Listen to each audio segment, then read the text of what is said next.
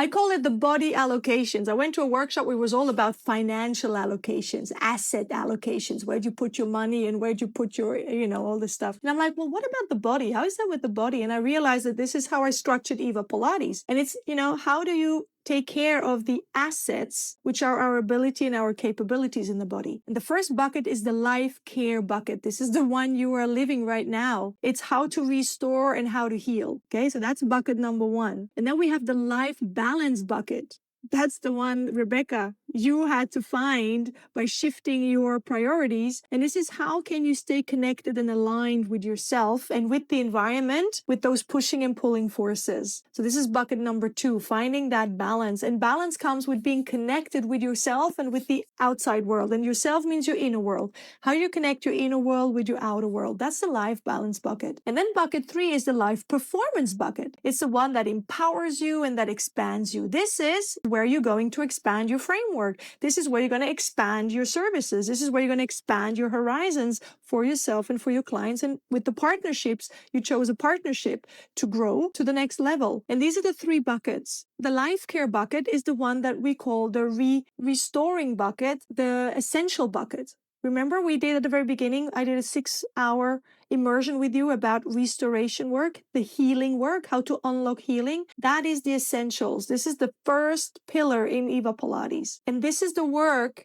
that you can now really invest your time in. Stick to it by the letter, Claudia. Do that standing work. Do that laying supine work. Just do the warm-up. Start with music. Create that environment for you and for those people who need it. Create it for them as well when they come to you. And that could be a simple question you can ask your clients. You can say to them, listen, I'm just doing a survey right now, and I would love for you to help me. And you explain to them, there's life care, there's life balance, there's life performance. Right now in your life, give me a percentage for each one of them. Just that. And then I can study that and I can come up with a better plan, a better strategy, better coaching. That's where you say the name, to be able to integrate that in our Pilates sessions, to actually fill that bucket. Because if all those buckets are filled, you are having the best freaking body and the best freaking time of your life.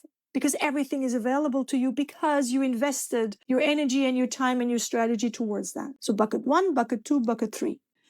So if we go back to the presentation, being in a beautiful state is really not only nurturing you mentally, emotionally, physically, and also emotionally. It really is about you creating a energy level inside of you, a nurturing state. If we would say it 10 out of 10, you would live in around a 7 or an 8. And you have to discipline yourself to go there. Suffering is a place where you move away from pain. You're trying to treat the symptoms. You're trying to avoid the symptoms or move away from the symptoms. And the good thing is about suffering, Rebecca, is you're still moving. You're not freezing. You're still trying to find all these people who come and ask you to treat the symptoms, not the origin, because being truthful is too hard at this point.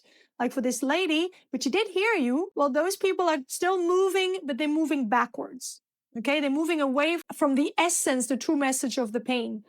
So the power of happiness is what? Is to trade expectations with appreciation. And there's 3 steps. The first step is to decide. Rachel, this lady decided to not be in a place right now where she could grow and she could change that. But she heard it. Okay, she is aware that there is another way maybe to look at her problems and to not have them solved by someone, but by herself, taking a different action, taking a different journey. So decide now to live in a beautiful state every day, no matter what.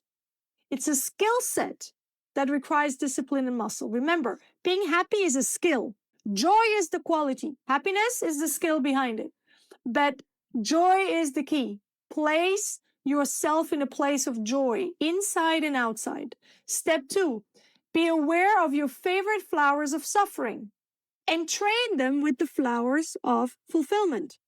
Be aware, Rebecca, what makes you feel the pain, what triggers the pain, what is the message that keeps coming back, and how can you change the language, how can you change your triad, your state, to trade this into a place of fulfillment, into a place of joy. If we go back to this, in a place that happens above here and not below here, okay? How can you change the spiral to an energy coming up instead of an energy coming down? Remember, an up spiral is a liberating current.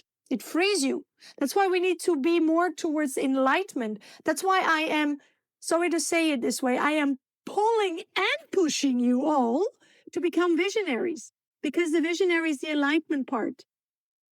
And even though you're pioneer, I'm challenging you and I am pulling you to visionary thinking, to visionary actions, to visionary feelings, because it's me making sure you live above it and not kind of in between. Okay? Because in between is just knowledge, it's potential power, but executing on that power, living it, embodying it is really living in that beautiful state, not having the tool only, but actually living by that tool. It's important. It's important to set those moments because that's why you do them. That's why you're working also hard, and that's why also you're making things happen, defeating the odds, not going like average. Remember, if we live a life like all average, like everybody, we have a life like everybody and we have results that are average. You get from it what you put in it. It's as simple as that. We don't always get rewarded right away, but eventually the rewards do come.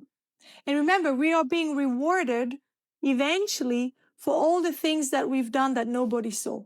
It's not for the things that people see that you're being rewarded. It's for all the things in the back end, in the dark, all the work in the dark, all the fears, all the worry, all the doubts you've overcome that eventually bring you results. Yes, and you know what? And that's the mindset. Write this down. I find a way or I will make a way. Mm-hmm. That is following your destiny. I'll find a way or I will make a way. I can, I must, I will, it's done. Start your day with that or finish your day with that. And if this will empower you for sure.